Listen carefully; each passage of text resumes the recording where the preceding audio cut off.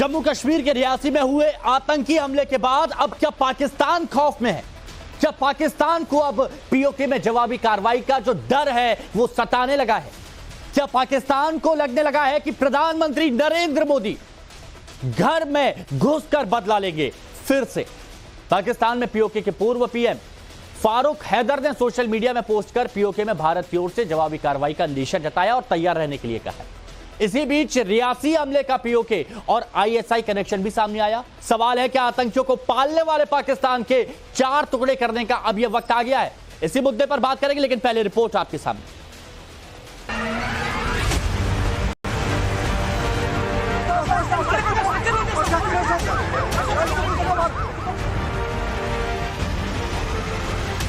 जम्मू कश्मीर के रियासी में आतंकी हमला करने के बाद क्या पाकिस्तान को अब जवाबी कार्रवाई का डर सता रहा है?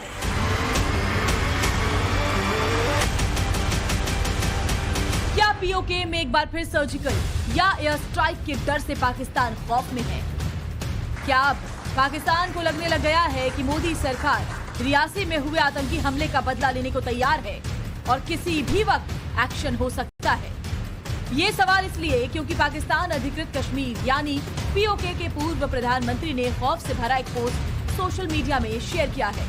पीओके के पूर्व प्रधानमंत्री रजा मोहम्मद फारूक हैदर खान ने सोशल मीडिया पर पोस्ट करते हुए लिखा, रियासी हमले के बहाने पाकिस्तान को पाक अधिकृत कश्मीर में किसी भी भारतीय दुस्साहस के लिए पूरी तरह से तैयार रहना चाहिए।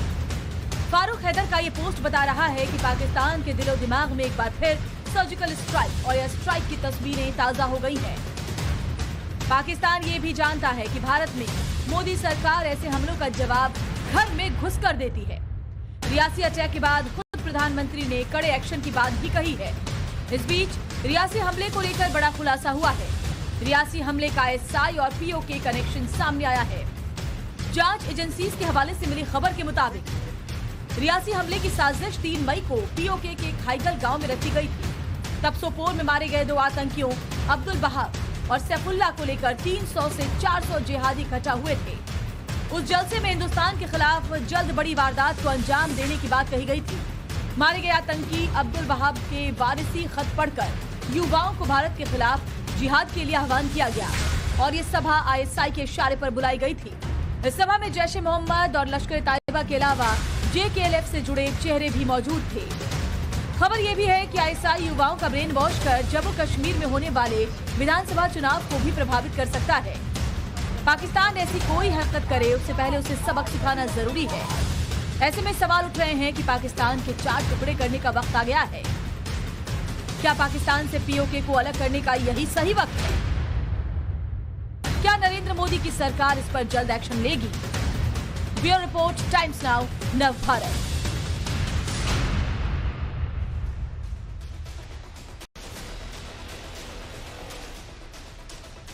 तो ये रिपोर्ट आपने देख ली है। अब जो मेहमान हमारे साथ जुड़े हैं उनसे हम आपको मिलवाते हैं और उनसे हम बात भी करेंगे। हमारे साथ आज जिस चर्चा में जुड़े हुए हैं मेजर जनरल रिटायर्ड के सिन्हा, रक्षा विशेषज्ञ हैं। हमारे साथ सुशील पंडित जी जुड़े हुए हैं, राजनीतिक विश्लेषक हैं। और हमारे साथ में आरजू काजमी जी, पाकिस्तानी पत्रकार हैं, वो भी जुड़ी हुई हैं। और भी कई मेहमान जुड़ेंगे, उनसे हम आपको मिलवाएंगे। सभी का बहुत बहुत स्वागत है। सुशील पंडित जी, सबसे पहले आपका विश्लेषण, क्योंकि आप बहुत बेहतर तरीके से समझते हैं ये जो भी कुछ किया जा रहा है। आज जो खबर आई है, खाईगल गांव है पीओके में, वहां पर जमावड़ा लगा था 3 मई को, यानी 36 दिन पहले। क्या यह माना जाए कि एक बार फिर से कश्मीर को डिस्टर्ब करने के पुराने जिहादी इंफ्रास्ट्रक्चर को एक्टिव कर रहा है पाकिस्तान? इसमें कोई शक नहीं है कि पाकिस्तान में गाहे बगाहे ये सब होता रहता है और दोबारा हुआ कई बार हुआ है, ये कोई नई बात नहीं। और कश्मीर में होने वाले आतंकी हमले या उसके अतिरिक्त भारत में होने वाली आतंकी कार्रवाइयों के लिए पाकिस्तान हमेशा सीधे सीधे जिम्मेवार रहा है और आगे भी उसकी मंशा पर किसी तरह का कोई शक नहीं होना चाहिए। सवाल यह है कि हम क्या कर रहे हैं। हम सिर्फ कभी कभार जवाबी कार्रवाई करके खुश हैं, ये हमारे तंत्र के विरुद्ध नीति है? क्या यही निर्णय है? क्या यही रवैया रहेगा हमेशा कि हम मार खाने के बाद, पिटने के बाद, लाशें गिनने के बाद सोचें कि अब क्या करना है? यह हमारी सबसे बड़ी कमजोरी रही है और इसी कमजोरी की वजह से आज भी कश्मीर सुरक्षित नहीं है। हम पिछले 5 साल से लगातार 370 हटने के बाद पत्थरबाजी रुक गई, टूरिज्म बढ़ गया, स्कूल और कॉलेज अब लग रहे हैं, बाजार खुल रहे हैं, दफ्तर चल रहे हैं, लेकिन टारगेटेड किलिंग भी चल रही। अभी 3-4 दिन पहले गुलमर्ग में एक शिव मंदिर को आग लगा दी गई, उस पर तो कोई खबर भी नहीं आई। तो ये किस तरह की नीति है, मुझे समझ में नहीं आ रहा। अब तो चुनाव भी निपट गए हैं, तीसरी टर्म भी आ गई है, अब चौथी टर्म या 5वीं टर्म का इंतजार किया जाए क्या? ये क्या, मुझे इस पूरी की पूरी सोच के ऊपर अब शक होने लगा है। बिल्कुल, ये तकलीफ है। नीति जो है वो क्या है क्या? ठीक है, मेजर जनरल के सिन्हा सर, इसका जवाब क्या आपके पास है? जो सुशील पंडित जी ने जो सवाल यहां पर उठाए हैं, क्या करना चाहिए? क्या ऐसा सबक सिखाना चाहिए जिससे अब सामने वाला समझे इस बात को? हिमांशु, जय हिंद। जय हिंद। देखिए, जम्मू एंड कश्मीर में पीओके का जो हिस्सा है, गिलगिट बाल्टिस्तान का इलाका, ये बहुत पुरानी लड़ाई, जब से भारत और पाकिस्तान बना है 1947-48, उसके बाद जो हम दशक, जो हम कहते हैं 90 के दशक में, जिस तरह से वहां पर होगा ISI और पाकिस्तान आर्मी अंडर जवाउल हक जिस तरह से जिहाद को लेकर आई, और का जिहाद का जो आपने पूरा नंगा नाच देखा, उसके बाद हमारे कश्मीरी पंडित हमारे बैठे हैं, पंडित जी हमारे साथ, इन लोगों को जो त्रासदी झेलनी पड़ी और उसके बाद लंबा दौर चला। मेरा भी तकरीबन 3 दशक से 4 दशक तक मैंने जम्मू के अंदर में योगदान दिया है, और क्योंकि हम लोग फ्रंट लाइन पे है, जो पंडित जी से मैं मानता हूं, खफा है बहुत, और होना भी चाहिए कि हमारी नीतियां तो हरदम, मगर जैसे उन्होंने कहा, कभी हम गर्म हो जाते हैं, कभी नरम पड़ जाते हैं, और ऐसा लगता है कि शायद हम एक सोचते हैं, एक डॉक्ट्रिन है जिसको गुलजार साहब ने कहा कि समय सब चीज निहित कर देगा, समय समान कर देगा। समय समान नहीं करता, ये प्रूफ था। देखिए 2016 में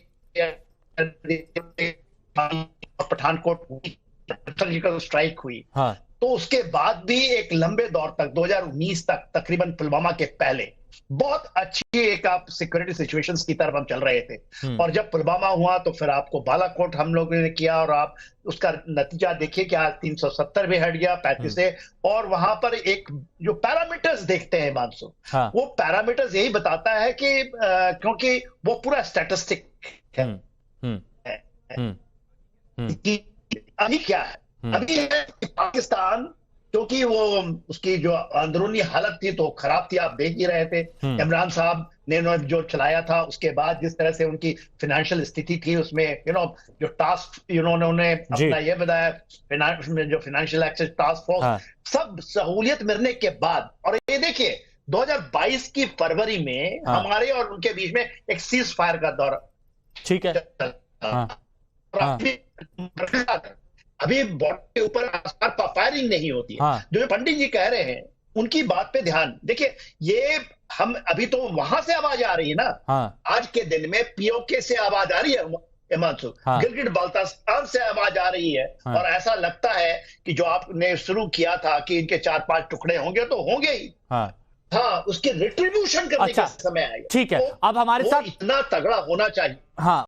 और बिल्कुल ये जवाब बहुत अच्छी तरीके से देना चाहिए। अब देखिए हमारे साथ कुछ और मेहमान जुड़ गए, उनसे भी हम आपको मिलवा देते हैं। ब्रिगेडियर रिटायर्ड हैरिस नवाज साहब, रक्षा विशेषज्ञ, पाकिस्तान से हमारे साथ जुड़ चुके हैं। इरशाद अहमद खान साहब, नेता PMLN के, हमारे साथ पाकिस्तान से जुड़ चुके हैं। आपका भी बहुत बहुत स्वागत है। लेकिन आरजू जी, मैं ये आपसे जानना चाहता हूं, देखिए पाकिस्तान में भी धमाके होते हैं, पाकिस्तान में भी हमने देखे आतंकी हमले हुए हैं, वहां पर बच्चे, मासूम बच्चे, स्कूलों में धमाके हुए, कितने लोग मारे गए हैं। जो देश खुद दहशत से जूझ रहा है, उसके पीओके में ये सारी एक साजिश रची जाती है, जमावड़ा लगता है, कश्मीरियों को भड़काने की बात की जाती है, गजवाए हिंद की बात की जाती है। मजबूरी क्या है पाकिस्तान की क्यों सख्त नहीं हो पाते ये लोग?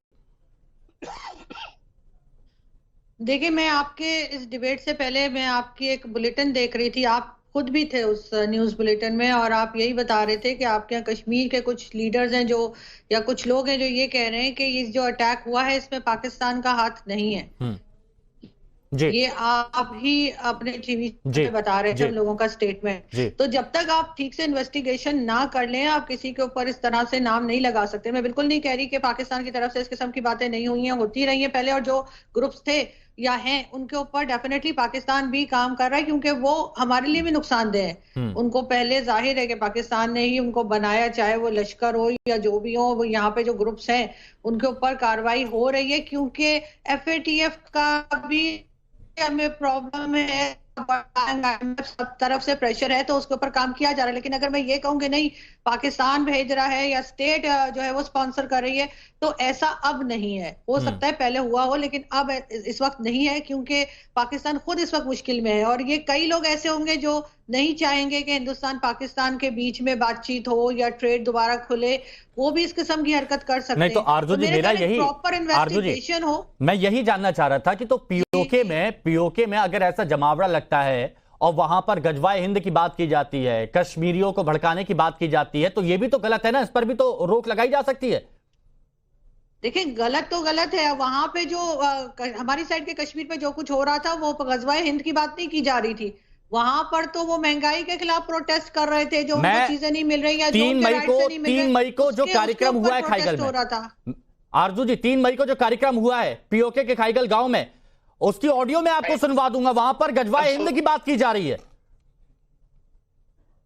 और आपने अगर वो कार्यक्रम देखा है, आपने वो भी सुना होगा। गजवाए हिंद की बात हुई हो, लेकिन वहां प्रोटेस्ट चल रहा था और बहुत प्रोटेस्ट चल रहा था।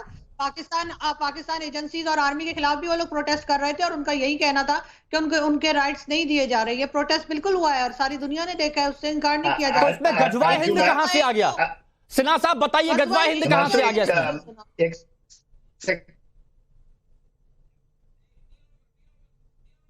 जी सिन्हा साहब। देखिए मासूम, एक सेकंड लूंगा। आरजू मैम तो बहुत रैशनल रही हैं और करती रही हैं। आज थोड़े से स्वर शायद उनके बदले भी दिखाई देते हैं। देखिए आरजू मैम, पाकिस्तान को हमारे प्रधानमंत्री की शपथ के समय उनको नहीं बुलाया गया, और हमारे सारे नेबर्स आए थे। उसके 1 घंटे पहले जो वारदात जी जी के जो रियासी का इलाका है, ये ऑफकोर्स वही इलाका है जहां पुंछ राजौरी से नीचे आता हुआ का इलाका है। तो वहां पर जो चीजें हैं, और हमारी एजेंसीज कह रही हैं, गांव का नाम लिया जा रहा है। सपोर में मारे गए 2 आतंकवादी, अब्दुल वहाब, सैफुल्लाह, और उसके बाद आपके गांव का नाम, पीओके गांव का नाम खाईगल है गांव, और ये शायद सबको है कि वो सबसे बड़ा वहां 400। तो आप जो कह रही है कि नहीं, आप शायद फिर से तहकीकात करें। बाजू मैम, आप तो हरदम बहुत मुखर रही हैं और सच्चाई को सच से बोलती हैं। कादमी जी प्लीज रिस्पॉन्स प्रूफ्स है, तो बिल्कुल उसके ऊपर पाकिस्तान से बात की जानी चाहिए, बिल्कुल उसके ऊपर कार्रवाई होनी चाहिए अगर प्रूफ्स है। मैं बिल्कुल ये नहीं कह रही कि अगर पाकिस्तान की तरफ से हुआ है और आपको मालूम है, आप सही प्रूफ्स दे रहे हैं, तो उसके बाद कादमी जी प्लीज सुनिए ना। आपने कहा कि अगर प्रूफ्स हैं, 3 मई यानी जब वैष्णो देवी श्रद्धालुओं पर हमला हुआ, उसके 36 दिन पहले पीओके के खाईगल गांव में क्या तकरीरें दी जा रही थी? एक बार जरा वो सुनवा दे, आप भी सुन लेंगी कि क्या वहां पर कहा गया, क्या गजवाए हिंद का इस्तेमाल किया गया कि नहीं किया गया। प्लीज चलाइए जरा एक बार। अल्लाह ने मुझे और आपको मुखातब किया, क्या कहा? ईमान वालों, जो काफिर तुम्हारे करीब है उनसे टकराओ, उनसे लड़ो, उनकी कुदरत को तोड़ो। जो तुम्हारे करीब है, क्यों? अल्लाह से बढ़कर हिकमत वाला कोई नहीं है। इसी में हम आपको वो भी सुनवाएंगे जहां पर इस बात का जिक्र किया गया, जहां पर गजवाए हिंद के बारे में जिक्र किया गया। इरशाद अहमद खान साहब, ये आपने कहा कि पहले जांच होनी चाहिए, कहां से पाकिस्तान से कोई नहीं आया। अब यह बताया गया कि M4 कार्बाइन राइफल्स वहां पर पाई गई जिन आतंकियों ने हमला किया था। अब ये हथियार भी उन लोगों की तरफ से इस्तेमाल किए गए थे। अब इस पर आप क्या कहेंगे? अब भी आप कहेंगे कि कुछ नहीं किया पाकिस्तान ने?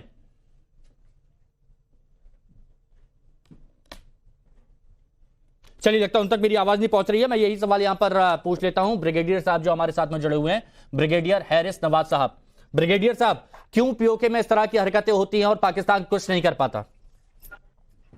देखें, पाकिस्तान, एक तो पहले मैं ये बताऊं, मीडिया का काम होता है टू रिमेन ए मॉडरेट और एक दोनों टाइम उनको दिखाने की। आप इस तरफ एक पॉइंट नक्ता नजर होता है पाकिस्तान बैशी, पाकिस्तान के कश्मीर के बारे में बात करना, think positively, this is what I always say. अब ये वक्त गुजर गया है, टाइम इज नाउ कि इंडियन इलेक्शंस हो गए हैं, दोनों मुल्कों को आपस में मुज़ाकरात करने चाहिए, क्रॉस टेबल बैठना चाहिए, मसाइल को हल करने की बात करनी चाहिए। ये पीओके पाकिस्तान आजाद कश्मीर में जो बात होती है वो जाहिर है कि वहाँ के कश्मीरी लोग चाहते हैं कि उसको भी वहां से रोका जाए। दैट इज द रीजन की ये बात की जाती है कि जी वो तंग होते हैं। और ये जो एक डोमेस्टिक इशू है, नॉर्मल डोमेस्टिक, आपका सिखों में खालिस्तान में क्या क्या पंजाब में प्रॉब्लम हुई है, कितनी ज्यादा किस्म के सिखों ने स्ट्राइक की है। Domestic issue to remain domestic. लेकिन ये आप छोड़ दें, पाकिस्तान को बहस करना, बहसें खत्म करें। हमने कभी आपके पीओके में ये सारी चीजें होती हैं और इस पर बहस क्यों नहीं करें, ये बताइए ना सर। अगर आपके पीओके में ये सारी चीजें होती हैं जहां पर जैश और लश्कर के आतंकी देखे जाते हैं, तो क्यों नहीं बहस होगी इस पर? आप लोग खुद मानते हैं, आप लोग खुद मानते हैं, आपके अजीत डोभाल ने खुद कहा कि हम बलूचिस्तान में दहशतगर्दी करते हैं, हम बलूचिस्तान को अलग करना चाहते हैं। आप यहाँ तक आप लोग कहते हैं जी कि हमारे हमने खुदा न खास्ता पाकिस्तान को। सुशील पंडित जी प्लीज सर, एक मिनट ब्रिगेडियर साहब एक मिनट, सुशील जी कुछ पूछ रहे हैं, सुशील जी कुछ बात कर रहे हैं, प्लीज सुशील पंडित जी। पाकिस्तान नहीं, ब्रिगेडियर साहब से ये पूछने के इश्यूज का हवाला आप दे रहे हैं। हमने पंजाब में कोई जैश, कोई लश्कर, कोई हिजबुल पाल रखा है क्या जो आपके यहाँ जा करके दहशतगर्दी करता है? हमारे यहाँ कोई ऐसा संगठन है? ये क्या कवाली पार्टियां हैं क्या, जैश मोहम्मद और लश्कर तैयबा और हिजबुल मुजाहिदीन? ये क्या है, क्यों पाल रखे हैं आपने? ये जब हमारी सरहद पार करके हमारे यहाँ बम फोड़ने आते हैं तो हम क्यों नहीं कहेंगे? ये आपका डोमेस्टिक इशू है क्या? जैश, ये आपका डोमेस्टिक पॉलिटिक्स है? लश्कर, लैश और हिजबुल हमारे मुल्क में आकर के दहशतगर्दी करते हैं, ये आपका डोमेस्टिक इशू नहीं है, ये हमारा एग्जिस्टेंशियल इशू है, ये हमारे जीवन मरण का सवाल है। इशू है ना। आप हमारे यहाँ से कोई नहीं जाता आपके यहाँ इस तरह के काम करने। तो आपकी अगर डोमेस्टिक पॉलिसी और फॉरेन पॉलिसी दहशतगर्दी के ऊपर आधारित है, ब्रिगेडियर नवाज साहब, तो फिर इस पर चर्चा होगी, इस पर बात होगी। ब्रिगेडियर हैरिस नवाज साहब, पहले एक बार सुन लीजिए, उसके बाद आप अपनी बात रखिएगा तो अच्छा लगेगा। पाकिस्तान भी बात करेगा। ओके जी Sushil ji please. Domestic policy हो या आपकी फॉरेन पॉलिसी हो या आपकी डिप्लोमेसी हो या आपका जो दिफा की पॉलिसी है, वो अगर लश्कर पर, जैश पर, हिजबुल के ऊपर आधारित है, उस पर बेस्ड है, तो उस पर चर्चा होगी। आपकी पूरी डोमेस्टिक पॉलिटिक्स जो है वो इंडिया सेंट्रिक है और वो इंडिया को आतंक से, दहशत से घेरने की है, तो उस पर सवाल उठेंगे। आप उसको डोमेस्टिक कहकर के बच नहीं सकते। हमारे यहां कोई लश्कर, कोई जैश, कोई हिजबुल नहीं है जो आपके यहां जाकर के दहशत करता है और हम उसको कहें कि हमारी डोमेस्टिक पॉलिसी आपको इफेक्ट करती है। जी आप बताइए, ये कोई बराबरी का सवाल है कि नहीं? आप मुझे ये बताइए, हमें तो जरूरत ही नहीं लश्कर करने की, हमारी फौज बहुत स्ट्रांग है। सेकंड बात ये करें प्लीज, तो क्यों पाल रखा है आपने को, लश्कर को, जैश को, हिजबुल को? अगर आपकी फौज इतनी जबरदस्त है तो आकर के लड़े ना हमारे साथ सीधे। आपने ये गुमाश्ते पाले हुए हैं, आपने ये नॉन स्टेक एक्टर्स पाले हुए हैं। आप इनको मुंबई भी भेजते हैं, आपने इन्हें मुंबई भी भेजा था। अगर आपकी फौज इतनी ही तंदुरुस्त है, उसको इतना ही लड़ने का शौक है, तो सीधे लड़े ना। फिर सीज फायर क्यों मांगा था? अगर ये सिन्हा साहब, अगर आपकी फौज इतनी जबरदस्त है तो फरवरी में सीज फायर की भीख क्यों मांगी थी आपने? टेबल बैठे, आपकी कश्मीर पे कब्जा करते, आप ही ने कहा। नहीं, सिन्हा साहब मेरे को एक बात बताइए, सिन्हा साहब मेरे को एक बात बताइए कि जब पाकिस्तान से कहा जाता है कि उनके सीमा में जितने आतंकी कैंप चल रहे हैं इस पर बंदिशें लगाएं, इस पर कंट्रोल करें, तो वो करते नहीं है। भारत की तरफ से कार्रवाई की जाती है तो उसके बाद फिर रोना शुरू हो जाता है और दुनिया भर में रोते हैं कि भारत ने ऐसा किया, भारत ने वैसा किया। अरे भारत की तरफ से की गई थी, आपने देखा भी था। लेकिन सिन्हा साहब बताइए, सिन्हा साहब आपको सुन लिया, सुनिए बात, सुने मुझे बोला है। देखिए, ये ये देखिए, ये तो टीवी का माध्यम है, हम लोग एडवर्सरीज के, तब एक ब्रिगेडियर साहब हैं, मैं भी जल रहा हूं इंडियन आर्मी में जी। मैं आपको ब्रिगेडियर साहब कह रहा हूं, जरा सुनेगा। देखिए, हिमांशु ने एक सवाल किया कि जब भी हम करते हैं उसके बाद हमारे से जवाब आती है, जो टेरर कैंप है या आपका जो लॉन्च पैड है, उसके बारे में उन्होंने सवाल खड़ा किया। सवाल ये है कि भारत ने ये पूरे ग्रिड रेफरेंस, और आप कहते हैं ना हमारे 8 फिगर ग्रिड रेफरेंस हमने भेजे हैं, वो ऐसा नहीं 4 फिगर ग्रिड रेफरेंस भेजा है हम उसके बाद आप इन कैंपों को बंद भी करते हैं जब कार्रवाइयां होती हैं, और 2 बार बंद किया। आपने सर्जिकल स्ट्राइक के बाद 2016 उरी और पठानकोट के बाद, और उसके बाद हमारा बालाकोट हुआ, तो आपने दुम दबा के वहां से बंद हो गए। बाजवा साहब तो यहाँ तक है कि गलतियां हो गई, हमारे से भूल हो गई, आइए हम लोग बात करेंगे। और ये देखिए, अभी जो सरकार फॉर्म हुई है वो सरकार में ऑडियो प्लीज सही करवाइए। से बहुत बड़ी गलती हुई। ये तो वो तो जमीन के ऊपर है, उन्होंने कहा है आपके, उन्होंने अभी जो प्रधानमंत्री है उनके बड़े भाई वो कहते हैं हमसे बहुत बड़ी बड़ी गलतियां हो गई और हम चाहते हैं, मगर ये जो गलतियों के बाद जिस तरह से आप लोग डिफेंड करते हैं उसकी हमारे पास एब्सोल्युटली प्रूफ्स हैं कि ये जो हुआ है। और 1 घंटा पहले हम दिया जा रहा है। अब हम आपको डोजियर तो भेजने रहे, क्योंकि अब तो रिट्रीब्यूशंस होते हैं। जब हम करेंगे बालाकोट या सर्जिकल स्ट्राइक, फिर आप 3-4-6 साल चलेंगे, मगर 3-4-6 साल में शायद पाकिस्तान के उतने टुकड़े हो जाएं जैसे आपका टुकड़ा हुआ था, इस पाकिस्तान बांग्लादेश बन गया। क्योंकि अब वहां नहीं तो बताइए, ब्रिगेडियर हैरिस नवाज साहब, क्या यही चाहता है पाकिस्तान? क्या यही चाहता है, इसलिए बार बार उकसाता है? पाकिस्तान ही चाहता है, क्या चाहता है? भारत चाहता है कि पाकिस्तान के टुकड़े हो, जो कि कभी कभी इनका ख्वाब पूरा नहीं होगा। पाकिस्तान एक न्यूक्लियर मुल्क है, पाकिस्तान एक बहुत स्ट्रॉन्ग लड़ाका फौज है। आपको हमने 27 फरवरी, वो लड़ाका आपकी कितनी फौज है ये भारत आपको बता चुका है, और एक बार नहीं कई मौकों पर बता चुका है कि कितनी लड़ाका फौज है आपकी, है ना? We believe in fighting, not कि नंबर से नहीं जाते हैं, हमारी क्वालिटी है। अरे आप लोग उकसाने की कार्रवाई करें, आप लोग सीज फायर तोड़ें, आप लोग आतंकियों को पालें, और वही आतंकी आपके घर में बम गिरा है। आपको 27 फरवरी याद है? आप 27 फरवरी भूल गए हैं? कैसे आपका अमीन अल्लाह का जहाज गिराया था, तो माफ भी कर दिया। आपके लोगों को हम बचाते हैं। अभिनंदन हमारे शेर के बारे में बात करते हैं, को कैसे मार पड़ती है, वीरों को मार सकती है। मुझे एक बात बताइए, एक मिनट, मुझे ब्रिगेडियर हैरिस नवाज साहब दिल पे हाथ रख के बताइएगा, जब आप अपनी आर्मी का यशगान करते हैं, जब आप कहते हैं कि हमारे लड़ाके ऐसे हैं, हमने भारत को ये किया, हमने भारत को वो किया, आप लोगों को हंसी आती है कि नहीं आती? आप लोगों को शर्म आती है कि नहीं आती है कि भारत से हर बार आप लोगों ने पटकनी खाई है? मारते हैं और तो बच्चों बूढ़ों को मारते हैं, ये हंसी आती है आपकी फौज को? कैसी बात है? सुशील पंडित जी कर सकती है। सुशील पंडित जी, अब आगे क्या चाहिए इनको बताइए। फौज आपके कंट्रोल में नहीं है, मान जाने। आरजू जी मैं आ रहा हूँ, आरजू जी इसके बाद प्लीज तुरंत आ रहा हूँ। तो नहीं देखना चाहते फलता फूलता जी, इनसे ईरान परेशान है। उसने 15 जनवरी को इनके यहाँ एक मिसाइल अटैक किया था। हाँ बताइए। क्योंकि ये ईरान पर भी दहशतगर्दी करते हैं, तो ईरान ने इन पर एक मिसाइल मारी थी 15 जनवरी को। इनसे अफगानिस्तान परेशान है, क्योंकि वहां पर भी पहले सुशील जी को सुनिए एक मिनट। ब्रिगेडियर साहब रुकिए, ब्रिगेडियर साहब एक बार सुन लीजिए ना, आपको मैं पूरा मौका। इनसे ईरान परेशान है, इनसे अफगानिस्तान परेशान है। इनको मैडलिन ऑलब्राइट ने के लिए, बिल क्लिंटन ने कहा था कि अपने पिछवाड़े में सांप पालना बंद कीजिए। इनको दुनिया भर से नसीहतें मिलती हैं, FATF इनको ग्रे लिस्ट में रखता है, लेकिन ये कुत्ते की दुम है, सुधरने सीधी होने वाली नहीं है। ऐसा नहीं कहेंगे हम लोग, ये ठीक है, लेकिन जवाब देंगे। आप लोग सुधरते नहीं हैं, आगे से तर्क करेंगे, खत्म करें। आप जाहिल लोग हैं, आप इनसे बात करके इनको समझा नहीं सकते। आप लोग ये लातों के भूत हैं, इनको सिर्फ एक ही बात, एक ही तरीका, एक ही जुबान समझ में आती है, उसी जुबान में पड़े। अच्छा ठीक है, आरजू जी के हाथ में पीओके के जो पूर्व प्रधानमंत्री हैं, जिनका नाम रजा मोहम्मद फारूकी हैदर खान साहब है, उनकी तरफ से भी ये बात कही गई है कि पाकिस्तान को अब तैयार रहना चाहिए।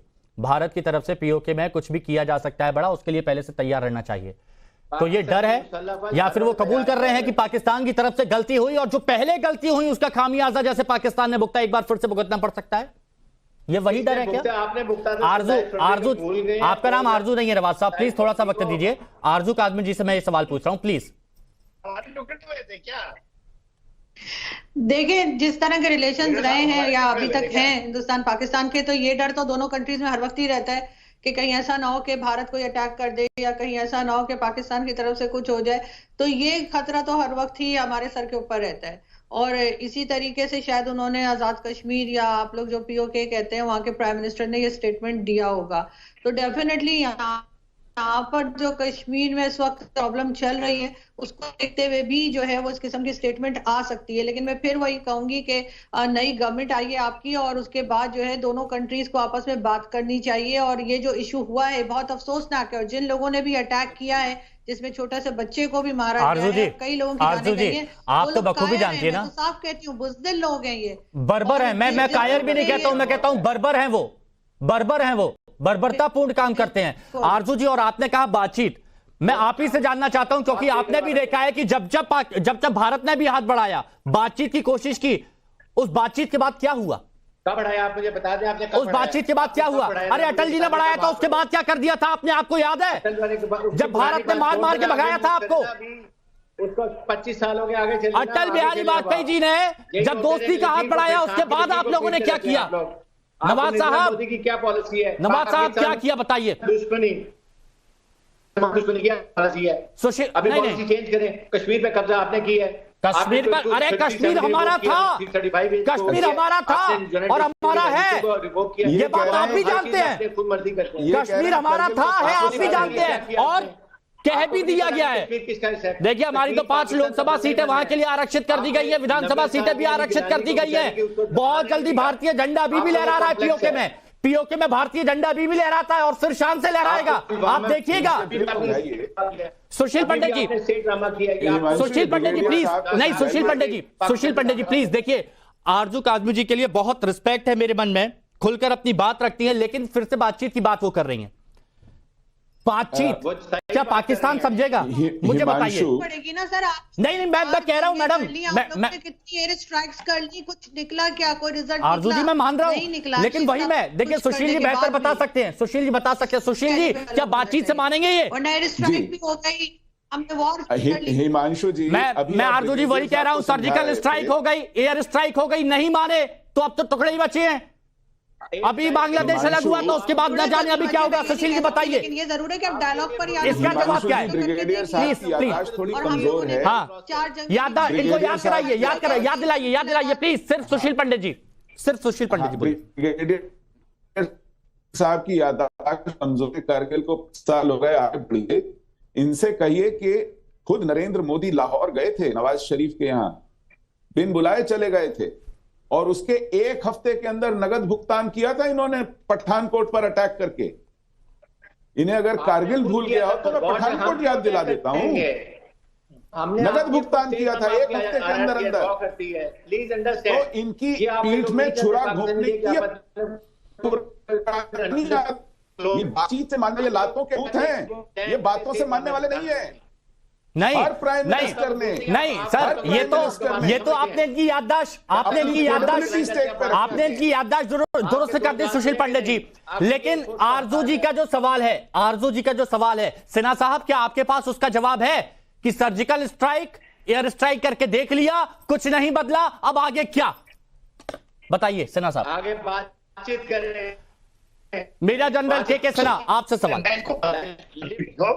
ये हमारा तो वेरी सिंपल है। हाँ, हमारा वेरी सिंपल, हमने तो मोस्ट फेवर्ड नेशन स्टेटस दिया था जो आपको, जब आपने कहा, जब बुरहान वानी का 2016 के बाद, उसके पहले भी 2014 से 2016 तक 2 साल तक प्रधानमंत्री जैसे हमारे पंडित जी बता रहे थे, वो तो पाकिस्तान चले गए, बिना बुलाए वो पहुंच गए। इतनी बड़ी की हम, उसके पहले भी हमारे वाजपेयी साहब बस लेके गए जी। अब एब्सोल्युटली, और हम रिट्रीब्यूशन करेंगे। रिट्रीब्यूशन 2 तो हो चुका है और आपने अपने शो की शुरुआत यही कही थी क्या वो वक्त आ गया है? हाँ। वक्त आने के पहले आप इलेक्शन के दौरान सुनिए, हमारे रक्षा मंत्री साहब कहते रहे हैं पीओके से, हमने देखा है लाइव, आपने चलाया है मानसू जी, लाइव चला है पीओके से, वहां से आवाजें उठ रही हैं कि हमें एक धक्का दो और जी जी गिलगित बाल्टिस्तान, ये दो अलग इलाका है। पीओके वाले तो उसको मानते ही नहीं कि गिलगित बाल्टिस्तान भी उसको उनका है। वो वहां से भी आवाजें आते हैं कि कारगिल से आ जाए और रास्ता खोल दीजिए। तो ये मैं कहना चाहता हूं, देखिए ये अच्छे हैं, सपने अच्छे हैं। देखिए आरजू, आप ये कहती है कि कुछ नहीं हुआ, क्या हुआ? हाँ। क्या हुआ? अरे 2 टुकड़े हो गए। आप किस हालात में है?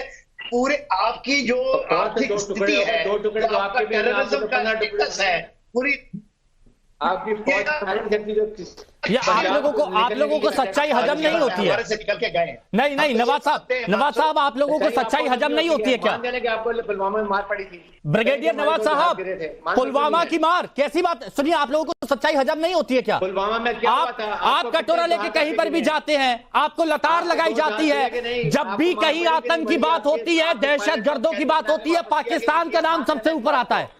मानते क्यों नहीं? आपकी एयरफोर्स नकारा है, आपके अनट्रेन्ड सोल्जर्स हैं, आपके पायलट अनट्रेन्ड हैं। तभी सुनिए, तभी पाकिस्तान में घुसकर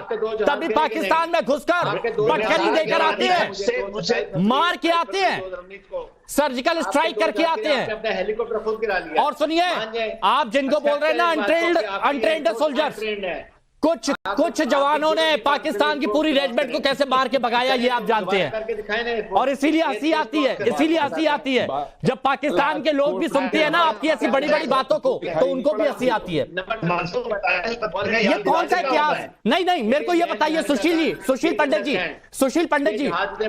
एक मिनट प्लीज इनके। सुशील पंडित जी, मेरे को बस ये बताइए कि पाकिस्तान के लोगों को ये कौन सा इतिहास पढ़ाया जाता है जिसमें इतनी शौर्य गाथा है पाकिस्तानी आर्मी की कही जाती है? मेरे को ये बताइए कौन सा इतिहास है ये? पाकिस्तान आर्मी से आपकी जान देखिए, ये झूठ की बिना पर बनाया गया मुल्क है। हाँ। जी। और ये जोरन चटा की नस्लें बड़ी की हैं। ये नफरत और झूठ, सिर्फ इन 2 चीजों का मिक्सचर इन्होंने न सिर्फ पढ़ाया है, गढ़ा है, लेकिन अब इसमें बिलीव करने लगे। दिक्कत यही है कि इन्होंने 1968 में जियाउल हक को भेज करके 25,000 फिलिस्तीनी मार दिए थे, निहत थे जॉर्डन में। ये उसके तमगे लगाए घूमते हैं। इनसे कोई जंग ना जीती गई है ना लड़ी गई है आज तक। इन्होंने अपने मुल्क के 2 टुकड़े लिए, लेकिन अभी तक होश के नाखून नहीं लिए हैं। तो जब तक पाकिस्तान मिट नहीं जाएगा दुनिया के नक्शे से, ये दुनिया के लिए सिरदर्द बना रहेगा। और इसे मिटाने का काम, इसकी जिम्मेदारी सिर्फ हिंदुस्तान पर है, भारत पर है। और जब तक भारत इस जिम्मेदारी से बचता रहेगा, तब तक भारत को भी इसका नुकसान उठाना पड़ेगा। ये जितने भी ब्रिगेडियर जनरल घूमते हैं पाकिस्तानी ये आने के लिए देने के लिए है, वहां पर प्लॉट काट कर लूटने के लिए मुल्क को। हाँ। ये फौज लड़ने के लिए नहीं है। हाँ। ये फौज जेब भरने के लिए है। अरे वो देखा था, वो वीडियो वायरल हुए थे पीओके में बलूचिस्तान में क्या कर रहे थे पाकिस्तानी रेंजर्स? मुर्गियां चुरा कर ले जा रहे थे, बकरियां चुरा कर ले जा रहे थे, मुर्गी और बकरियां चुरा कर ले जा रहे थे पाकिस्तानी आर्मी के जवान। ये काम यहाँ पर किया जा रहा था। अब देखिए आरजूदी का भी जवाब यहाँ पर मिल जाएगा। सर्जिकल स्ट्राइक से फर्क नहीं पड़ा, एयर स्ट्राइक से नहीं पड़ा, तो अब देखिएगा पाकिस्तान तैयार रहे।